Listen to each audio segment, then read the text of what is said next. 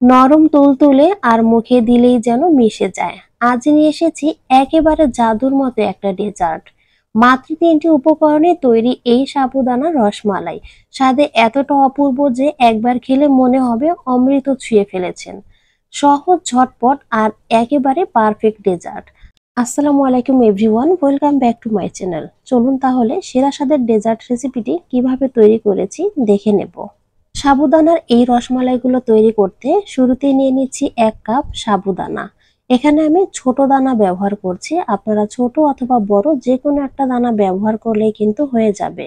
শুরুতেই সাবুদানাগুলো ধুয়ে নেব। সাবুদানাগুলো ধোয়ার জন্য অতিরিক্ত পানিতে ডলে ডলে ধোয়ার কোনো প্রয়োজন নেই।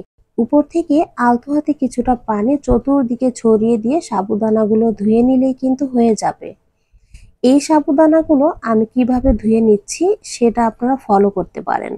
সাবুদানাগুলো ধুয়ে নেওয়ার পরে জাস্ট ৫ মিনিট সময় নিয়ে সাবুদানাগুলো এভাবেই ছেড়ে দেব।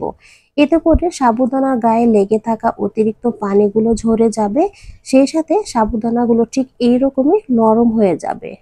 কাঙ্ক্ষিত পর্যায়ে সাবুদানাগুলো নরম হয়ে গেছে আর পানিগুলো কিন্তু ঝরে গেছে। এখন অপর একটি পাত্রে নিয়ে নিচ্ছি। এখন দিয়ে দিচ্ছি ১.৫ টেবিল চামচ চিনি, সেই সাথে সামান্য পরিমাণ লবণ। মিষ্টি খাবারে লবণ পছন্দ না হলে স্কিপ করতে পারেন, তবে মিষ্টি খাবারে একটু লবণ দিলে আমার কাছে খেতে বেশ ভালো লাগে। এখন চিনি আর লবণের সাথে সাবুদানাগুলো খুব ভালোভাবে মথে নেব। সাবুদানাগুলো কিছুক্ষণ এরকম মথে নেওয়ার পরে দেখবেন একটা ঘন ডোয়ের মতো তৈরি হয়ে গেছে, তবে খুবই আঠালো। ৩ থেকে ৪ মিনিট সাবুদানার এই মিশ্রণটি খুব ভালোভাবে মথে নিয়েছি। এখন এই মিশ্রণটি রসমালাইয়ের বল তৈরি করার জন্য একদম রেডি।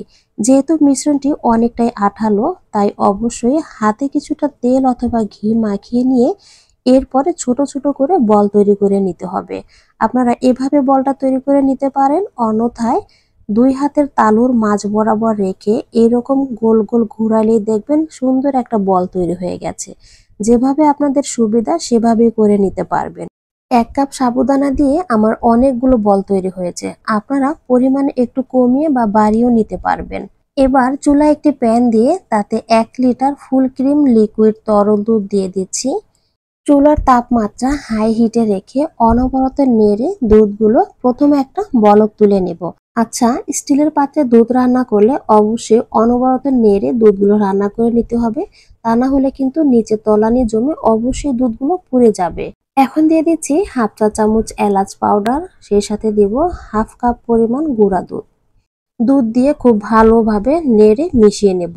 যেহেতু রসমালাই তৈরি করব, তাই অবশ্যই দুধের পরিমাণটা একটু বেশি দিতে হবে। এখন দিয়ে দিচ্ছি তৈরি করে রাখা সাবুদানার বলগুলো। সবগুলো বল একে একে দিয়ে দিব। চুলার তাপমাত্রা এ সময় মিডিয়াম হিটে রেখেছি। বলগুলো দেওয়ার পরে আলতো হাতে নেড়ে দিব। কিছুক্ষণের মধ্যেই দেখবেন বলগুলো একে একে ভেসে উঠতে শুরু করেছে।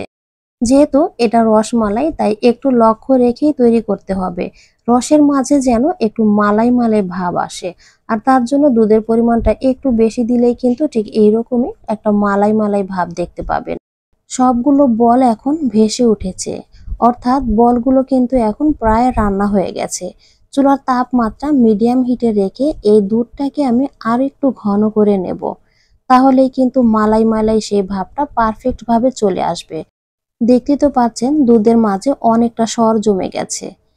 রসমালাইয়ের সেই রাজকীয় স্বাদ পেতে এখানে আমি ব্যবহার করছি আরো ১/২ কাপ গুঁড়া দুধ, সেই সাথে নিজের পছন্দ মতো ১/২ কাপ চিনি। আপনারা কতটুকু মিষ্টি খেতে ভালোবাসবেন সেই বুঝে চিনি অ্যাড করে দিবেন।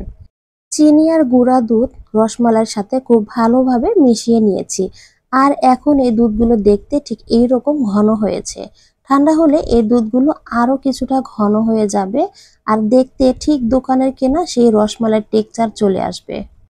এবার সাবুদানার বলগুলো দেখেন কত সুন্দরভাবে রান্না হয়ে গেছে আর যথেষ্ট পরিমাণে সফট হয়েছে। ডেজার্ট কিন্তু গরম গরম খেতে তেমন ভালো লাগে না, তাই আমি একটা র্যাপিং পেপার মুড়িয়ে ফ্রিজে রেখেছিলাম। এখন আপনাদেরকে ঠান্ডা ঠান্ডা পরিবেশন করে দেখাচ্ছি এটা কতটা পারফেক্ট ভাবে তৈরি করতে পেরেছি। রসমালাইতে কখনো বাদাম ছিটানো থাকে না কিন্তু, তবে আমি একটু সৌন্দর্যের জন্য বাদাম ছিটিয়ে নিয়েছি। ঠান্ডা হওয়ার পরে লুকটা দেখেছেন তো, ঠিক দোকানের মতোই টেক্সচার চলে এসেছে। ভিডিওটি যদি ইউটিউব থেকে দেখে থাকেন তাহলে অবশ্যই চ্যানেলটি সাবস্ক্রাইব করে আমাকে সাপোর্ট করবেন, আর ফেসবুক থেকে দেখে থাকলে অবশ্যই পেজ ফলো দিবেন আর একটা লাইক দিয়ে রাখবেন।